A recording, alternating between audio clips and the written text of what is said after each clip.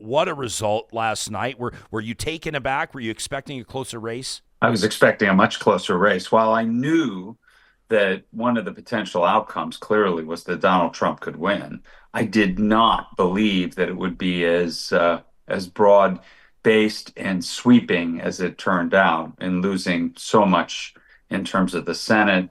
The House is on a teetering right now, and the presidency, he captured so many of those battleground states that, I did not anticipate it to be this extreme. That being said, if we're going to lose, I'd rather in some ways lose this way than be battling in the courts and debating and fighting every day as to what ballot counted and what didn't. And, in some ways, having a clear, decisive outcome enables us to move ahead. This America First approach is nothing new for Donald Trump. It obviously defined his first term as president, and I think made life difficult for Canadian industries. Obviously, I could list a ton, but the auto industry, oil and gas, ag, steel, lumber. What are you expecting? I mean, you've obviously worked hard on that relationship between the United States and Canada. What should Canadians be bracing for? Well, I think more of the same of what you saw in the first term, you should expect in the second term, and then on steroids. I mean, he has specifically laid out his vision and plan with regard to how he's dealing with outside relationships. And I say outside relationships are allies and adversaries around the world. He's very clear on that. The question at hand is, how is he going to impose tariffs? He's going to do it. There's no doubt in my mind. So will our NAFTA, CUSMCA, USMCA neighbors be exempt? Will some portions of Canadian trade with us be exempt, oil and gas, for example, or anything else? Or will he just tariff everybody, and then you're going to have to negotiate your way out of it? It wouldn't surprise me if he starts with a blanket tariff and then provides exceptions. He uses it a means to exert, outcomes, especially with Mexico and the border, and say, guys, here's the tariffs. Here's what it's going to look like. This is what you have to do for me. Very transactional. Very transactional. Ambassador, do you think, I've seen some people suggesting that, the history should indicate that tariffs could also hurt Americans. You've obviously had a long and successful career in business. Yeah. Is that something that maybe the American public is underestimating as they cheer more for this approach? I think they are underestimating it. You just don't realize it. I mean, he has this strange belief that the countries or the foreign companies are going to pay it all, and the American, consumer doesn't pay for it. I think it's a bit naive in that respect. That being said, we don't import so much, especially when you take out China, for example, which I think he's going to go very aggressive on. Leaving China aside, and you look at the size of our economy and the amount we import, while it's a lot for Canada to sell to us, in terms of the size of our economy, this isn't that large. And so I am I am anticipating it having less effect actually domestically than people think. What do you make of? I asked our previous guest, Dr. Crawford, out of Athabasca University, about the obviously the Russia's aggression in Ukraine, obviously what's happening in the Middle East, and then of course NATO as well. I'd love to tick all three boxes with you, starting with Trump's relationship with Putin. Obviously approaches Russia very differently than President Biden has. What are you expecting to see there in that war? Well, he's very specifically said he's going to solve the problem in 24 hours. Right. So I'm really looking forward to that. I wish him much luck in that, but I don't want it to happen at the expense of Ukraine and the expense of safety of Europe.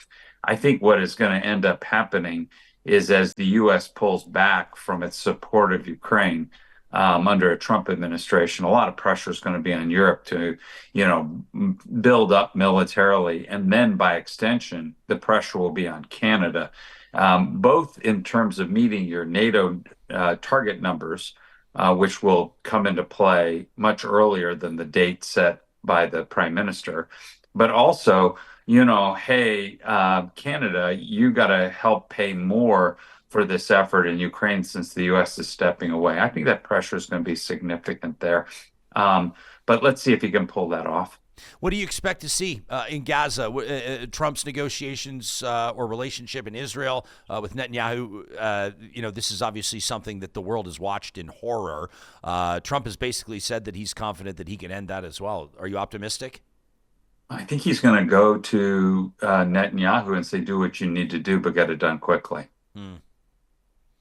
So I think that pressure, though, Gaza is almost secondary at this point to what may happen with Iran, and that could happen like imminently, like literally within days. And it wouldn't surprise me to see a test of the Biden remaining days in his administration.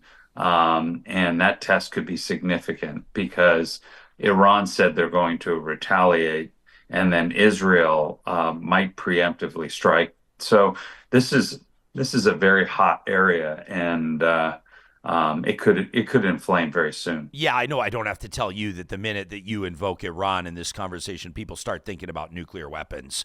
I mean, that's obviously something. And then all of a sudden you start thinking Iranian leadership and Donald Trump are going to have their fingers over the red buttons. I think that's something that the entire world gets a little bit nervous about.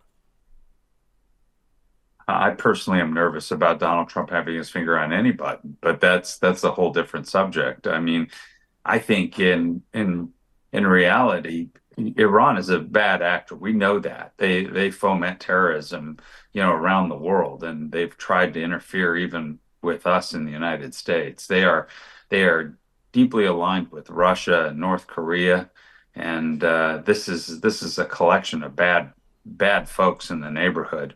They are fomenting terror operations throughout the Middle East and putting U.S. Soldiers in jeopardy in a large portion of that, and trade with the Houthis shooting missiles at ships going by. So, this we've got a real problem here. Israel has a problem, but we do too. And what happens next will be very telling as to how this remaining of this administration plays this, and then the new administration.